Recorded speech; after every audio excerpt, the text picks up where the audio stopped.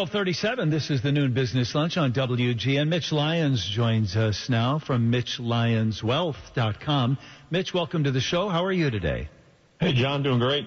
It's Roth IRA conversion season, is it not?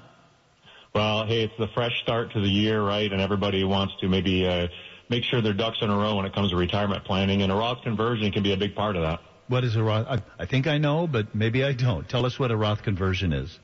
Yeah, well, a lot of folks, we've all kind of been sold on the idea of putting a lot of money away pre-tax, right? Whether that's into 401ks or 403s, 457s. A lot of times people will roll those to an individual retirement account once they leave a job.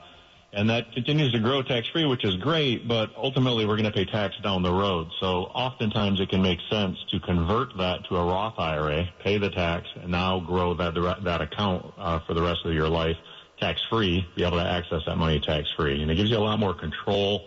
If in fact tax rates go up, a lot of people tend to see that with the national debt growing at the rate it is. A lot of people forecast that we'll see higher taxes in the future. And if that's the case, it didn't make a lot of sense for us to save on taxes now to pay a higher rate later. So a lot of times Roths can make a lot of sense for folks. And it's not necessarily for everybody, but it's definitely worth looking at.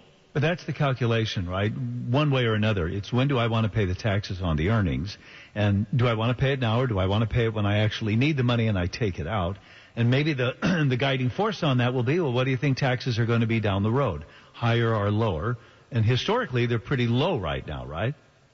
They are, right, and we're well below averages over the last century. So if in fact they're going up, then that makes all the sense. But that's not the only consideration. I mean, there are other reasons to consider doing a Roth, and the biggest thing is control. You take that risk of taxes going up down the road. But oftentimes, even if your tax rate would be a little lower in retirement, oftentimes with the analysis we can do, what we call our Roth blueprint. We can show you that it still makes sense mathematically, and there's a lot of factors that go into that. But a lot of things that can impact that, increase your lifetime wealth, give you more money in your pocket while you're taking retirement income. And ultimately, if you don't spend it all and you want to pass it to kids or whatnot, you're able to pass along more dollars and just optimize your lifetime wealth. Well, I'm just thinking of the pitfalls, and why wouldn't you do a Roth?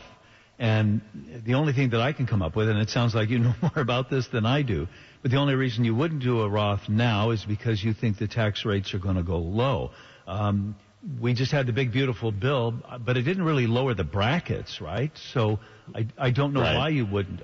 I don't know what the downside would be to converting to a Roth. Every situation is different, and that's part of the consideration we take into consideration when we're talking to folks and running them through our analysis. But there's you need to be cognizant. Everything in a retirement plan kind of works together. I'm an old NFL player, and I kind of relate it to a football team, right? You got 11 guys out there, and they all kind of they count on each other to do the job, right? And so there's some things you can do if you do a Roth conversion, and maybe you do too much in 1 year. And that's going to impact, IRMA, Medicare surcharges you might have to pay down the road, or perhaps it causes you to have more of your Social Security benefit tax. Mm-hmm. Right. So it's kind of like a domino effect. So you need to be sure that you're planning all that out. And when we show people and we take them through that, we show them exactly what can happen and what's the optimal way to do that Roth. Typically, it's not doing it all in 1 year and throwing $300,000 onto their taxable income in 1 year. But if we can spread that out over 5 to 6, 7, 8 years ahead of their retirement, it can really benefit them and really increase their lifetime wealth. I wonder if I'm going to leave the money to my heirs. I'm gone. You all pay the taxes. What's the consideration if you're planning on leaving some of this money? Yeah, no, that's a great question. And listen, nobody likes to pay taxes, right? The negative or the thing that stops people from doing a Roth conversion is, geez, I don't want to pay taxes. It hurts, right? Nobody likes to do that. And that balance in your IRA looks great. Maybe it's $1 million, but is it really $1 million? It's not, because you have a partner called the IRS. And here's the worst part. You don't know how much that partner owns of that $1 million, because you don't know what you're going to get taxed at in the future. But the reality of it is, and we run into this where people, maybe they have enough dollars, right? They don't anticipate, they have enough income between pension or Social Security. They don't anticipate needing that money. So they just we'll just let it keep growing and we'll just leave it to the kids. Well, oftentimes by the time the kids are getting it, the kids are in their, peak earning years. They're in the highest brackets they've ever been in. Yeah. And now they've got mom or dad's IRA, and they've got to start taking distributions. You can't just let that sit forever. And now they're going to be paying even more tax than mom and dad would have been. So that's absolutely a situation where it could make sense to do a Roth conversion now and ultimately give your kids more money down the road. Was that money coming out of the IRA taxed as ordinary income? Would it just be like my paycheck at the same rate? It would be added on to your ordinary income, yes. So that's, again, we want to make sure that we're not, pushing you up into higher brackets necessarily. We want to do it and be cognizant of, all right, where are we falling in the tax brackets? And again, those other considerations like Social Security taxation or IRMA considerations that come into that's all stuff that we factor in when we run the analysis. But we factor it all in, and we show you the optimal way to do it. How much to take out each year going forward, over how many years, and how do we get that tax taken care of and put more money in your pocket? Well, that's the trick of retirement planning, isn't it? Again, you tell me, but it's maybe the hard part is saving it, but the strategy is how and when to take it out, which money comes out and when, because of these tax considerations, right?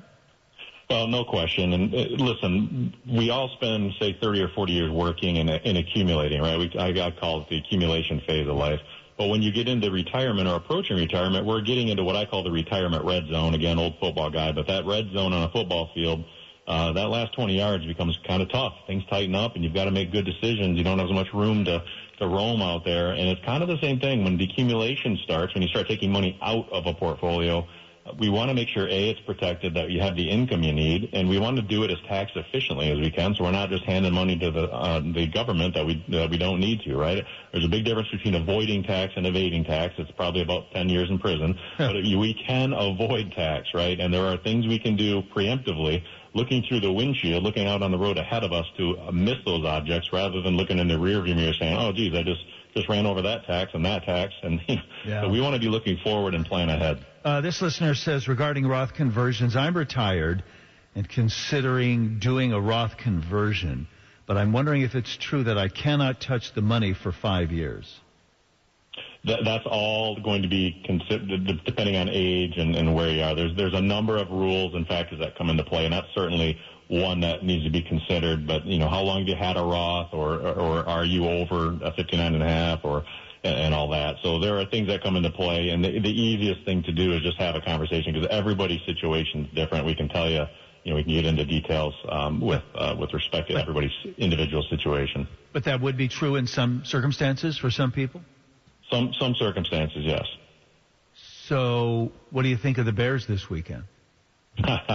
Well, it's been a magical year. I know they've hit a couple road bumps here the last two weeks, but I think it's going to be an electric atmosphere there. There's nothing better than NFL football, and it's good to see the Bears back in the playoffs and going against the arch nemesis, and hopefully they can knock off the pack and keep the magic alive. Would you recommend taking money out of an IRA and betting it all on the Bears? I wouldn't necessarily do that. I think there's better ways to plan for retirement than betting it all on an NFL game. I think we all see it. There's no guarantees in life, and the NFL is certainly one of those situations. I'll forgive you if you don't think the Bears are going to win on Saturday night. Well, who do you think is going to beat the Packers or the Bears? No, I like the Bears in that one. I really do. I know they've taken it on the chin the last couple of weeks, but I think Ben Johnson will get the troops ready, and that crowd is electric. I was in Soldier Field for the Pittsburgh game. Being an old Steeler, I wanted to check that one out, and that was a magical. The crowd, you can just feel the energy. Chicago is alive for Bears football. Mitch Lyons used to play for the Steelers and the Falcons too, but he's here for you right now. You can get a complimentary Roth blueprint from him. All you got to do is call their office, 866, if I'm not mistaken, 85-STEEL. Steel is spelled with two E's, I guess as in Steelers, 866-85-STEEL. Or you can click on MitchLyonsWealth.com to set up an appointment for that Roth blueprint. I should talk to you, Mitch. Yeah, it's been great, and that number is for folks that don't want to look it up on their phone. It's 866-857-8335, 866-857-8335, or just go to MitchLyonsWealth.com, and you can book an appointment with me right there. We'll walk you through the blueprint, and it's really easy and pain-free, and I'll show you exactly where you stand. Nice to talk to you, Mitch. Thanks for your time today. All right, go Bears. Let's update you.